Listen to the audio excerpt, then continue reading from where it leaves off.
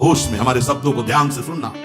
जब इतना गलत हो जाता है तो अपना चेहरा अपने को पसंद नहीं आता और अपना जीवन अपने को पसंद नहीं आता और अपने अंदर से मन कहने लगता है नष्ट कर दो इस शरीर को। फिर वो जो आगे की लीलाएं होती है, अच्छा ऐसा हुआ, फांसी लगा ली, जहर खा लिया, ये कर लिया, वो कर लिया। यदि तुम परमार्थ के पथिक हो, ये तीन बातें नहीं है तो तुम्हारा पतन हो चुका है। हमारा मन भजन में लेकर होटलों में खाओगे, भजन में मन लगेगा, अशुद्ध आहार करोगे, मनमानी विचार प्रवृत्तियों का दर्शन, संभाषण और क्रिया करोगे और तुम्हारा मन सच्चिदानंद प्रभु में लग जाएगा। तमाशा समझा है, तमाशा समझ लिया, अध्यात्म में मन को लगाना। अपनी दिनचर्या में इतना पावर है कि जहर भी समन हो जाएगा। मीरा जी का समन हो गया। अगर नियम है 1:45 बजे उठने का, स्नान का, तो 1:45 बजे ही उठना चाहिए, 2 नहीं बजना चाहिए। अपने पास सामर्थ्य होने पर नीचापमानम सुधा, वो नीच है, हम उस पर शासन कर सकते हैं, पर उसके द्वारा की हुई अपमान को सह गए और अंदर से मनाया भगवान तुम्हें सुखी रखे, स्वस्थ रहो। जिसका इंद्रिय मनोनिग्रह युक्त समय व्यतीत होता है भगवत चिंतन में, वो महापुरुष है। अभी वर्तमान में ही है, चिंता मत करो, स्थिति जागृत होने में देर नहीं। सच्ची उनमें बहुत सामर्थ्य है, जागो। अगर झुक गए तो रौंद दिए जाओगे। ये 8 बातें भगवत भक्त अपने जीवन में जांच ले कि है कि नहीं है, अगर ना हो तो धारण कर ले। पहला है संत महापुरुष आपके जीवन में है कि नहीं, ये जांच कर ले। देखा है हमने, अगर किसी संत को आदर्श मानकर आप नहीं चल रहे हो तो दिमाग को खसकते हुए देखा, खसक गया है दिमाग। वो मनमानी आचरण केवल सिद्ध बनने के लिए कर रहे हैं। उनके आचरण ऐसे कि भोले भाले लोग ये समझे कि तो सिद्ध है। और जानते हो सिद्ध किसे कहते हैं? ब्रह्म भूता प्रसन्नात्मा न सोचति न कांक्षति समः सर्वेषु भूतेषु मद भक्तिम लभते पराम निर्माण मोहा जित संग दोषा अध्यात्म नित्या विनिवृत्त कामा द्वंद्वरि विमुक्ता सुख दुख संगई गच्छन्त मोहा। ये स्थिति आनी चाहिए। पूरा कोरा, जैसे नाटक मंच पर नाटक किया जाता है ना, पूरा दिखाई देता है, पूरा नाटक। क्यों? क्योंकि कोई डांटने वाला नहीं, कोई आदर्श नहीं है महापुरुष जीवन में। तो जो मन आवेश हो बोलो, जो मन आवेश हो नाटक करो, तो 100, 200, 500 लोग भोले भाले जिनको ककहरा नहीं आता परमार्थ का, वो कह देते मेरे भगवान, मेरे सिद्ध योगी, मेरे महापुरुष, मिटिया मेट कर देते। बात तो तब समझ में आवे जब रसिक जन पास करे, गुरुजन पास कर दे। अपने मन से कुछ नहीं होता, जिसे महापुरुष पास कर दे वही होता है। संत महापुरुष कहे ठीक चल रहे हो, ठीक है, या वो मौन स्वीकृति दे दे, ठीक है। अपने मन से सिद्ध बनने पर सिद्ध थोड़ी कोई हो जाता है। जीवन में तुम्हारे संत हैं कि नहीं, बस इतनी बात देखो। अब एक भगत जी आए थे, अपने लोग तो सबका आदर ही करते हैं। उनका दिव्य रूप से हनुमान जी हमारे सामने प्रकट हुए थे। सच्ची बात कह रहे हैं, जिस समय दिव्य रूप हनुमान जी ने धारण किया तो हनुमान जी महाराज के ही भाई पवन पुत्र भीम कंपायमान थे। भीम जैसे हनुमान जी वैसे भीम, बड़े बड़े पर्वतों को अपनी टक्कर से चूर करने की सामर्थ्य रखने वाले। अभी पैदा ही हुए थे भीम और गोद में लिए हुए माता कुंती चल रही थी। अचानक सिंह निकला, दहाड़ हुई तो गिर गए भीम। तो जो जिस चट्टान पे गिरे चकनाचूर हो गई चट्टान, और उस आवाज से भयभीत होकर भाग पड़ा सिंह। अभी गोद में बच्चा थे वो भीम, जिस समय प्रार्थना की कि भैया मैं तुम्हारा वो दिव्य रूप देखना चाहता हूं, तो उनका काहे को तुम व्यर्थ में ऐसा तुम नहीं देख पाओगे। तो उनका हमारी लालसा है, आपका छोटा भाई हो। अट्टहास किया हनुमान जी का वो दिव्य रूप कि कंपायमान होकर कह रहे थे हे वायुपुत्र, हे पवन पुत्र, तुम अपने रूप का संवरण करो, मेरी सामर्थ्य नहीं। और व्यक्ति ऐसे कह रहा मैं दिव्य हनुमान। हम कह रहे पाखंड मत करो, ठीक से चलो तो ये सब भगवत स्वरूप अनुभव में आ जाए। ठीक से चलो, बड़ा विचित्र स्वरूप है। जब तक जीवन में कोई संत नहीं तो हम ये देख रहे हैं कि वो जीवन या तो पाखंड में सकिल जाएगा और या तो व्यर्थ के चिंतन में फंसा हुआ अपने को मान लेगा कि मैं सिद्ध हूं। आपका शब्द, आपकी दृष्टि, आपकी चेष्टा, तस्मा शास्त्रम प्रमाणम थे, तब सिद्ध माना है। बहुत सिद्धों के दर्शन हुए, गंगा किनारे सिद्धों का ने कभी नहीं देखा ऐसा प्रमादी। सिद्ध प्रमादी नहीं होता। 95 वर्ष की आयु पूज्य स्वामी श्री ओंकारानंद सरस्वती जी 4 बजे एक अपने नीतल से कहते वो स्वेटर पहना दीजिए। बोले स्वामी जी अभी तो धूप है। नहीं, अंदर अभी जाएंगे, चिंतन में विक्षेप होगा, हमारे पास समय नहीं, डाल दो शरीर में। अब इसका एक साधारण शब्द हुआ, इसका प्रभाव इतना पड़ा, इतनी अवस्था में इतने चिंतन परायण की स्वेटर पहनना है ये स्मृति बाधा ना पहुंचा पावे, डाल दो शरीर में। कितना सूक्ष्म। बड़े बड़े महापुरुषों को देखा है, अपने ब्रज के प्रेमी जनों को और ब्रह्मबोध संपन्न दोनों महापुरुषों, किंचन मात्र कहीं भी कोई भी शास्त्र विपरीत शब्द नहीं, एक सेकंड की चेष्टा नहीं पाई शास्त्र विरुद्ध। और यहां शास्त्र में है ही नहीं, वो ऐसे सिद्ध हो रहे हैं। क्यों? क्योंकि जीवन में किसी आदर्श महापुरुष का अंकुश नहीं। अगर किसी संत का भय तुम्हारे जीवन में नहीं है तो ये माया रौन देगी, पक्का समझ लीजिए। कोई महापुरुष तुम्हारे ऊपर अंकुश लगाने वाला हो तो इसीलिए जो देहाभिमानी जी होते हैं भाग पड़ते हैं, क्योंकि उनकी सिद्धावस्था में वो बाधा पहुंचाएंगे गुरुजन। असली सिद्ध बनो, नाटक नहीं तो भाग पड़ते हैं। और जो गुरुजनों की शरण में रहता है वो परिपक्व भगवत प्राप्त महात्मा बन जाता है। इसलिए पूज्य बाबा कह रहे पहला, किसी महापुरुष का अनुशासन है कि नहीं। प्रगट में अनुशासन जरूरी है, प्रगट में अनुशासन जरूरी है। नारदानंद सरस्वती जी महाराज नैमिषारण्य के पीछे आए थे, कुछ परिक्रम उन्होंने बताया, अब वो पधार गए जो वहां के अधिकारी बनाए गए विवेकानंद जी। नए वस्त्र धारण करके आ गए। सदुवई में मना है, यदि ऊपर का नया वस्त्र हो तो नीचे का पुराना और मलिन होना चाहिए। अगर नीचे का तो फिर ऊपर का पुराना मलिन। मैच नया, क्रीच एकदम, ये सब साधुता के कुछ नियम होते हैं, साधुता की एक मर्यादा होती है। तो वो दोनों नए पहन करके आ गए, भूल हो गई उनसे, देखा शिष्य। और नैष्ठिक ब्रह्मचर्य में सफेद कपड़े पहनाए जाते, तो और वो खिले हुए ऐसे बांधे वैसे सुन, उनकी दृष्टि गई। लाख लाख जहां बैठकर सत्संग सुनते स्वामी श्री नारदानंद सरस्वती जी, बड़े ही महापुरुष थे, और भीड़। और सत्संग के बाद 1 घंटा सबको एकांत चिंतन करो, क्या वहां ब्रह्म ज्ञान का सत्संग होता है। प्रातःकालीन बेला पे जैसे अपने यहाँ सत्संग होता है, वहां थोड़ा विलंब होता था, 5:30 बजे जो नीचे से वो योग वासिष्ठ से कैसे तुम्हें बताएं, जो उस सभा में बस यही लगता है कितनी जल्दी देह राख छूटे और अपने स्वरूप में महापुरुषों का वचन का प्रकाश होता है। एक सत्संग होता था सामूहिक सब लोग, एक होता था पर्सनल, जो दिव्य साधक हैं केवल वही बैठ सकते हैं, अन्य नहीं। ऐसे पूज्य बाबा के यहाँ एक होता था पर्सनल ज्ञान का और एक होता था सामूहिक प्रवचन। तो उस समय सामूहिक सत्संग चल रहा था, काफी सब समाज लाखों की थी, देखा दूर से। एक शिष्य से कहा गौशाला में जाओ, गोबर को गीला कर दो। उनसे कहा विवेकानंद गोबर की छवियां भर करके यहाँ खड़े हो सत्संग के पास, तो वहां नन हो नहीं सकता। और गीला गोबर तो जो 2 घंटा सत्संग हुआ पूरा टप टप ऐसे कपड़ों में पूरी हालत बिगड़ गई। क्या था ये? संत शासन। अब दोबारा वो गलती नहीं होगी, समझाने की जरूरत नहीं, समझ गए कि हमसे गलती क्या हुई। संत शासन नहीं है तो ये मन बहुत विचित्र है, बहुत विचित्र है। इसीलिए पहला, जो भी परमार्थ का पति को, चाहे ज्ञान मार्ग का, योग मार्ग का, किसी योग मार्ग की लौकिक ऊंचाई पर पहुंचे हुए कि गुरुदेव आए और उन्होंने कहा कि किसी कारण से शिष्य बढ़ जाए और अपने गुरुदेव की अवहेलना करे तो उसकी गति क्या होगी? मतलब दुर्गति, दुर्गति, दुर्गति के सिवा उसके आगे कोई शब्द नहीं। गुरु को पीड़ा है और शिष्य परम पद में पहुंच जाएगा? नहीं, ऐसा नहीं। अनुशासन अत्यंत आवश्यक है। किसी भी वैभव या लोक व्यवहार या लोक मान्यता बढ़ जाने पर अपने गुरु का अपमान, गुरु की अवहेलना, तो उसकी दुर्गति पक्की। देखो, ये मन है, ये इंद्रियां हैं, ये अहम है, ये केवल गुरुदेव से ही वश में आता है, दूसरी जगह नहीं आता। क्यों? क्योंकि दूसरी जगह उत्तर देने का अवसर है। दूसरी जगह हम नहीं मानते तुम्हारी बात, लेकिन वहां ना उत्तर है और ना नहीं मानते, केवल वहां मिटना ही मिटना है। अगर ऐसा उपासक है निश्चित परम पद का अधिकारी। केवल मिटना कोई उपाय नहीं है, अहंकार के पोषण का कोई उपाय, केवल मिटाना है। रो लो, चिल्ला लो, जो तुम्हें करना है कर लो, आना तुम्हें इसी मार्ग में पड़ेगा, दूसरा कोई रास्ता नहीं। बलिहारी घेर करके नष्ट कर देते हैं हमारे मन की मनमानी को, हमारे अहंकार को। इसलिए जीवन में प्रगट में जिनके जीवन में संत हैं और वो स्वीकार करते हैं उनका अनुशासन, उन्हीं का जीवन प्रकाशित होता है, पक्का समझ लेना। दूसरा, भागवतिक मार्ग में चलने वाले उपासक को सांसारिक पुरुषों की मित्रता करके उनकी संगोष्ठी में नहीं बैठना चाहिए। इस बात को बहुत अच्छे से समझ लो।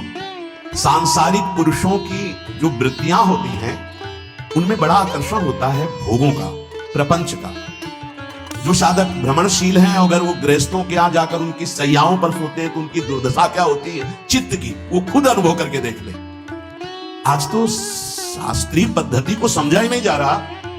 जब बड़े बड़े सुभट गंगा किनारे त्याग वैराग्य ज्ञान के मिले ना, तो आगे का रास्ता खुलता चला गया। सांसारिक पुरुषों के समुदाय में बैठना था।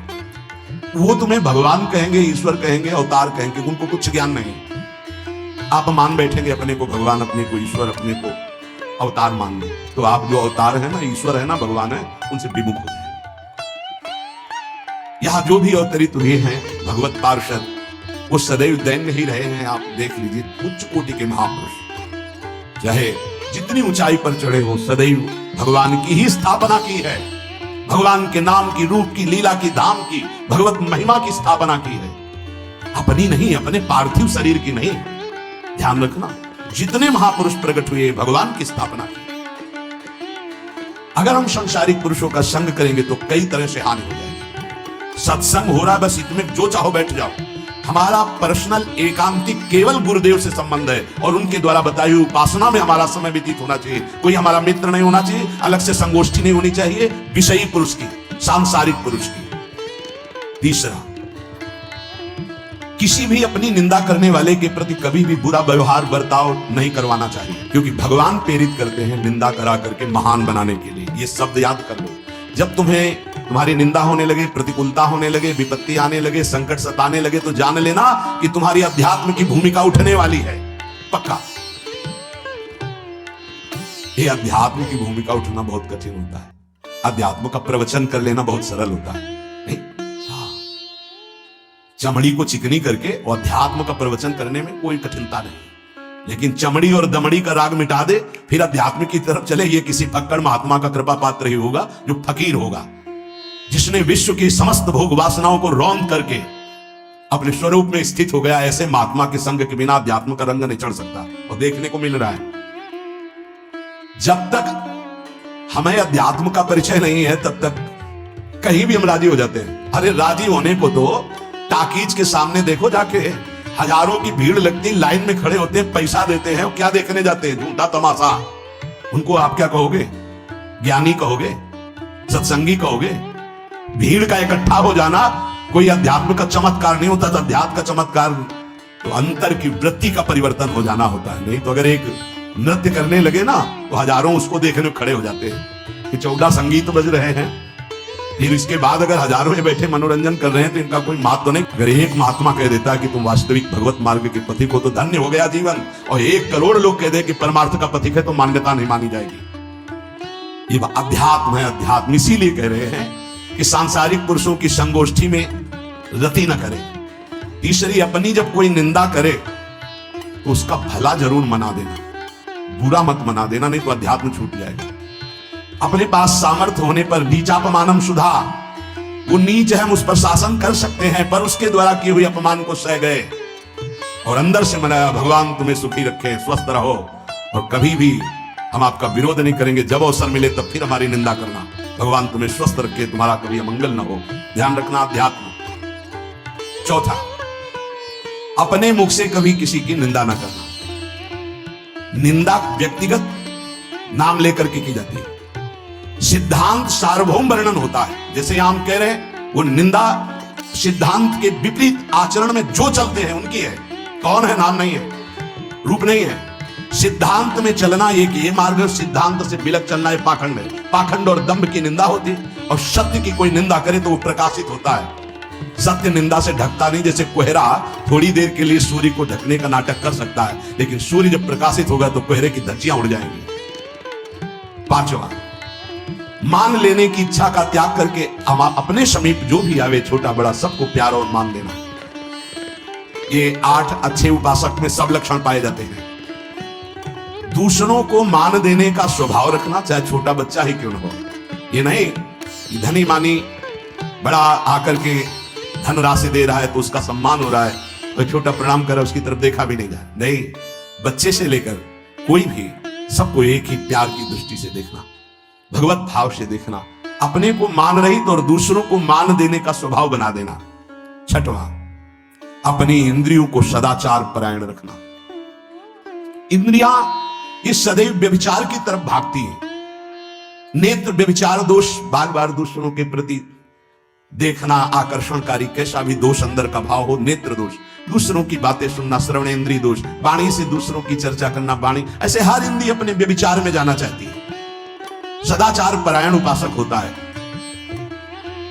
कल की बात है, कल चिंतन हो रहा था श्रीमद् भगवद गीता जी का। अगर उपासक में सदाचार इंद्रियों की पवित्रता नहीं है तो ढकोसला किसी का कुछ नहीं रहेगा। अच्छे से समझ लो, इंद्रियों का विलास चल रहा, खुला दिखाई देता है, खुला कोई एक दृष्टि होती है, उसमें दिखाई देता है अंदर में ब्रह्म बैठा हुआ शांत मौन है और ये समझ नहीं पा रहा, केवल नाटक पे लगा हुआ है। अपना मन, अपनी इंद्रियां यदि संयम में नहीं है, सदाचार में नहीं है, तो ढकोसला ही है, आडंबर ही है, नाटक ही है, पक्का समझ लीजिए। अगर वो संयमी नहीं है, जितेंद्रिय नहीं है, मनोनिग्रही नहीं, तो अध्यात्म क्या है? क्या प्रवचन हो रहा है? किस बात का प्रवचन हो रहा है? जो अनुभव हुआ उसका हो रहा है, शास्त्र सम्मत हो रहा है। जितेंद्रियता नहीं, इंद्रिय निग्रह नहीं, मनोनिग्रह नहीं। छठवां सदाचार परायण, अर्थात इंद्रिय और मन शास्त्राज्ञा के अनुसार चले। जिसका इंद्रिय मनोनिग्रह युक्त समय व्यतीत होता है भगवत चिंतन में, वो महापुरुष है। अभी वर्तमान में ही है, चिंता मत करो, स्थिति जागृत होने में देर नहीं। बंद रखो अपनी खिड़कियों को, कहीं माया की हवा न घुस जाए। सच्ची सच्ची उनमें बहुत सामर्थ्य है, जागो। अगर झुक गए तो रौंद दिए जाओगे। एक एक बात अच्छे से समझ लो, मुस्कुरा के, प्रेम व्यवहार दिखा के, अपनापन करके फिर तुमको अधीन किया जाएगा। माया भगवती बहुत बलवती है, ऐसे करके फिर ऐसे प्रहार करती है, क्योंकि साधक बहुत प्रवीण है। ऐसे में अपने को बचा लेगा, लेकिन ऐसे में बचाना बहुत कठिन होता है। हमारी बात को समझ ले, ऐसे में बचाना बहुत कठिन होता है, बहुत कठिन होता है। समर्पण का मिश, सेवा का मिश, अपनापन का मिश।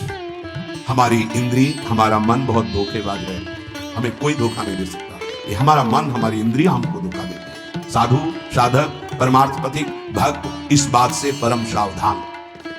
सदाचार और सरलता, संयम के साथ हमारा समय व्यतीत होना चाहिए।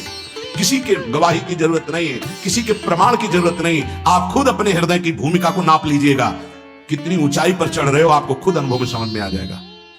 जो इंद्रियों का गुलाम, मन के द्वारा भ्रष्ट आचरण करने वाला है, कुछ भी हो, कोई भी हो, कहीं भी हो, दुर्गति शब्द से यही संबंध है। जीते जी दुर्गति, फिर फांसी ऐसी लगे तेषम दुख न हो। सच्ची मानना, जब गलत हो जाता है आचरण, तो अपना मन अपने को कहता है नष्ट कर दो, ये जीवन किस काम का। होश में हमारे शब्दों को ध्यान से सुनना। जब इतना गलत हो जाता है तो अपना चेहरा अपने को पसंद नहीं आता और अपना जीवन अपने को पसंद नहीं आता, और अपने अंदर से मन कहने लगता है नष्ट कर दो इस शरीर को। फिर वो आगे की लीलाएं होती है, अच्छा ऐसा हुआ, फांसी लगा ली, जहर खा लिया, ये कर लिया, वो कर लिया। वो इन्हीं इंद्रिय और मन की फिसलन को नहीं सह पाया। अच्छा, किसी महापुरुष का शासन नहीं था, नहीं, उस चूक में भी बचत हो जाती है। एक बहुत बड़े महापुरुष के समीप रहने वाले से चूक हो गई, तो उन्होंने अपने आसन के पास आसन लगवाया। सब साधकों ने कहा कि बहुत बदनामी होगी, क्योंकि आपका नाम आगे है और वो आपके आश्रित है, ऐसा है किसी महापुरुष। कहा तुम क्या सोचते हो, भाया है, चूक हो गई, अब इसको कभी चूक नहीं होगी, ऐसा बना देंगे, कभी त्रुटि नहीं होगी, इसको ऐसा बना देंगे। और वो फिर ब्रह्मावर्त मिठूर में रहे। बहुत अच्छे महात्मा है, अभी हैं। अगर संत का शासन है और आपसे चूक भी हो जाती है तो ऐसा बना देंगे कि दोबारा चूक नहीं होगी। पर इंद्रिय और मन को छूट देकर मनमानी आचरण करने वाला कभी साधक नहीं हो सकता, पक्का। और आप सच्ची मानना, आपकी एक बार इंद्रिय मन छूट हो गई तो जिंदगी भर दबे रहोगे, दहाड़ने लायक नहीं रहोगे। माया तुम्हारे को सदैव कोसती रहेगी, तुम्हारा हृदय जलता रहेगा। ऐसा कैसे हो गया, ऐसा कैसे हो गया। जब ऊंचाई की तरफ सोचोगे तो सामने वो अगर प्रायश्चित करके मिटा दिया है तो बात है, नहीं तो कर्म सामने आ जाएगा। लगेगा नहीं, हम इसी ऊंचाई लायक नहीं, हम इस ऊंचाई लायक। आपसे प्रार्थना कर रहे, अगर चूक हो गई हो तो उसको मिटा दो, नहीं आगे बढ़ने में बाधा पहुंचा देगा। अपने गुरुजनों से सलाह करके उसका प्रायश्चित कर लेना चाहिए। अगर गुरुजन कर दे जाओ कुछ नहीं तो कुछ नहीं, खत्म खेल, वो निपटा देंगे, वो करुणामय है, उनमें बड़ी सामर्थ्य है। पर छठवां सूत्र, सदाचार, संयम, जितेंद्रियता, मनोनिग्रह साधक में होना ही चाहिए। जो साधक एकांत में मनोरंजन करके अपने जीवन को नष्ट कर रहे हैं, अच्छा होता गृहस्थ धर्म में रहते, बाल बच्चे पैदा करके मेहनत करके धर्म पूर्वक कमाते और समाज की सेवा करते। यदि अखंड ब्रह्मचारी वैराग्य मार्ग के पथिक हो तो चूक ना होने पावे प्रार्थना करते हैं। इंद्रियों को शिथिल ना होने देना, मन को शिथिल मत होने देना, नहीं तो ऐसा बंधने बांध देते हैं कि बड़े बड़ों को सर झुकाकर चलना पड़ता है, रौंद देती है माया। ध्यान रखना, सर उठाने लायक नहीं रह जाता। अगर इंद्रिय जन्य भोगों का आकर्षण नष्ट कर दे तो अपना मन अपने को जलाता रहता, धिक्कार देता रहता। कैसे हो गया ऐसा? तो कैसे हो गया? कीन हो इसका बहु अभिमाना, सुख हो वंचा कृपा निधाना। कहीं अभिमान हो गया कि मैं ब्रह्मचारी हूं, मैं जितेंद्री हूं, मैं मनोनिग्रही हूं, तो ठाकुर जी ने दाना फेंक दिया, देख भला मनोनिग्रही है तो मत चुन। लेकिन कृपा पात्र साधक पुनः अपने आप को सावधान करके सदाचार में ही स्थित रहे। आज सदाचार को समझा ही नहीं जा रहा कि सदाचार है क्या। सातवां, किसी भी पद को साधक कभी स्वीकार न करे। समाज में बड़े पद मिलते हैं, यहां भगवत प्राप्ति की वार्ता हो रही। किसी भी पद, किसी भी सम्मान को स्वीकार न करे। ये सब उपाधियां हैं, अगर उपाधियां स्वीकार की तो उपद्रव शुरू हो जाएंगे। कोई उपाधि स्वीकार न करो तो इतने महान बन जाओगे कि पूरे विश्व में तुम ही होगे। ये भी बात याद कर लो, कोई भी छोटी मोटी उपाधि स्वीकार की तो उस महान को नहीं प्राप्त कर पाओगे। विश्व में तुम ही होगे, या तो ज्ञान में तो एक तुमसे बड़ा कोई है नहीं, अगर भक्ति में तो तुमसे छोटा कोई नहीं, तो विश्व में तुम ही तो हुई है ना। सब बड़े और आप छोटे, विश्व में आप प्रणादपि सुनीचे, और ज्ञान तो हम ब्रह्मास्मि, सबको समेट लिया अपने में, एक के सिवा दूसरा कोई नहीं। यह है उपाधि रहित महापुरुष की स्थिति। कोई उपाधि स्वीकार न। अनंत ब्रह्मांडों का महारत्न इंद्र नीलमणि, जहां जहां भक्त मेरा चरण रखे वहां वहां रखूं हाथ, पीछे पीछे मैं फिरूं कभी न छाड़ूं साथ। इससे बड़ा कोई पद होगा? निरपेक्षम मुनिम शांतम निर्वैरम समदर्शनम अनुब्रजाम्य हम नित्यम पूजयत्यंगुरेणु भी, जिसकी चरण रज लेने के लिए परब्रह्म परमात्मा पीछे डोलता है, वो है ये पद। जब कोई पद नहीं स्वीकार करता तो ये पद प्राप्त होता है। इसलिए सातवां, किसी भी उपाधि को, पद को साधक कभी स्वीकार न करे। आप यहाँ के अमुक बन करके अमुक, नहीं, सेवाएं सब हैं और सेवक हो, कोई पद। देख लो बड़े बड़े महापुरुषों, पूज्यपाद उड़िया बाबा जी ने जब देखा तो दंड का विसर्जन कर दिया, पद की तरफ एक घसीट रहा है गंगा जी में। महाप्रभु चैतन्य देव गंगा जी में, जो हमारे परम पद के बीच में आएगा वो सबका प्रवाहित कर देना ही उचित है। बहुत समझना, पूरे जीवन भर याद रखना, यह अध्यात्म है। अध्यात्म कभी कोई भी उपाधि स्वीकार न करे तो बहुत जल्दी उपाधियां सामने लिख दी जाती है, कभी कोई वो स्थिति ही नहीं आती। उपाधि हमारे ब्रजमंडल में एक से एक महापुरुष हैं। बाबा प्राणधन रहे हैं, कितने संत महापुरुष, और उनको यहाँ प्यार से ब्रजवासी जन मेरो बाबा प्रिया प्रीतम के लाडले। कोई उपाधि नहीं, कोई पदवी नहीं, कोई प्रतिष्ठा नहीं। और आठवां, ये आखिरी, किसी भी परिस्थिति में अपने आराध्य देव का चिंतन ना छूटने पावे। पूर्णता ये तभी हो सकता है जिसके जीवन में ये तीन बातें हैं। आखिरी वाली बात, किसी भी परिस्थिति में अपने लक्ष्य का चिंतन न छूटने पावे। ये तीन बातें जिसके जीवन में है तो ये आखिरी बात पूर्ण होगी। आखिरी और पहली दो बहुत जोर की बात थी। पहली थी किसी संत महापुरुष का शासन, और पूर्णता आई किसी भी परिस्थिति में अपने लक्ष्य का चिंतन न छूटना। बीच में अपने आप सब आ जाएगा। सामर्थ जी, राधे राधे, मध्य प्रदेश से। महाराज श्री जी की कृपा से उनके नाम में प्रीति है और उनके नाम का प्रतिदिन जाप भी करता हूँ। अभी मैं विद्यार्थी जीवन में हूँ। मेरी आदत देर रात तक जागकर पढ़ने की है। सभी के कहे अनुसार मैंने सुबह जल्दी जागकर पढ़ने का प्रयास लंबे समय तक किया, किंतु मन नहीं लगा। ऐसा मेरे और अन्य कई विद्यार्थियों के साथ होता है। महाराज जी, अपना मार्गदर्शन दीजिए। क्या भविष्य में इस दिनचर्या से शारीरिक और मानसिक स्वास्थ्य में बुरा प्रभाव पड़ सकता है, या मैं इसको ऐसे ही जारी रखूं, या एवं सुबह पढ़ने हेतु 2:30-3 बजे रात तक। आजकल तो इसे बच्चे जो अच्छी पढ़ाई कर रहे हैं वो ऐसा ही हमें बताया। जब 9 बजे उनका सोच स्नान आदि, तो प्रश्न 9 बजे आप क्यों जगते हैं, तो उन्होंने कहा कि 2:30-3 बजे तक तो हम पढ़ते रहते हैं। तो अगर उसको ऐसा कर लिया जाए कि 11 बजे हम शयन कर लें, 12, 1, 2, 3, 4, 5, 6 घंटा हो गए, और 5 बजे उठ जाएं और फिर हम 9 बजे तक पढ़ाई कर लें। मतलब अगर 9 बजे आप जगते हैं तो शास्त्रीय पद्धति के खिलाफ हो गया दिनचर्या, और स्वास्थ्य के लिए भी ये ठीक नहीं रहेगा। क्योंकि जब ब्रह्म मुहूर्त 4 बजे से लेकर के और 6 बजे के बीच में अगर शयन किया जाता है तो ब्रह्मचर्य हानि की विशेष संभावना होती है, और आयु, श्री, कीर्ति, तेज, इन सब की हानि होती है। क्योंकि जगत को प्रकाश देने वाले भगवान नारायण सूर्यदेव पधार रहे हैं, हम सैया पे सो रहे हैं। हमने तो गांव में भी देखा है कि 4 बजे कोलाहल शुरू हो जाता है, सब जग जाते हैं। तो अगर हमें अपने को सही मार्ग में लाना है जैसे हम 9:15 बजे एक बार किसी विद्यार्थी ने सोच स्नान 9:15 बजे, हम 9 बजे जगते हैं, विद्यार्थी ने बताया हम 2:30 बजे तक पढ़ते हैं, तो इसी समय को बदल लिया जाए। हालांकि सुबह जल्दी उठा, लेकिन जैसा रात में मन लग रहा है वैसे सुबह नहीं लग पा रहा है। क्योंकि आपका अभ्यास नहीं है ना, आपका अभ्यास नहीं, इसलिए ऐसा लग रहा है। लेकिन महाराज ये लंबे समय तक ऐसा करके देखा तो परिवर्तन तो समझ में नहीं आया। नहीं तुम किया ही नहीं, तो तुम्हारा परिवर्तन कैसी बात है, अनुभव की बात है, तुम्हारे अनुभव गलत हो सकते हैं। अगर आप, हम कह रहे 5 बजे उठे, जल पिया, इसके बाद थोड़ा टहले, थोड़े से 100-200 कदम सोच गए, इसके बाद व्यायाम आधा घंटा किया, 20 मिनट प्राणायाम किया, अब बैठ जाओ पढ़ने में, एकदम स्मृति नवीन, एकदम क्लियर। अब कितने समय तक प्रयास कर सकते हैं इसको? अरे जीवन भर प्रयास करना है, हम जीवन भर विद्यार्थी हैं, कोई पढ़ाई छूटेगी, कोई नौकरी मिलेगी, कोई किसानी, कुछ भी करेंगे, जीवन में एक दिनचर्या होनी चाहिए, सोने और जागने की एक लिमिट। जैसे एक बहुत व्यस्त शरीर है, उसके लिए 7 घंटे बहुत पर्याप्त है सोना, 6 घंटे वैसे पर्याप्त है, 7 घंटे।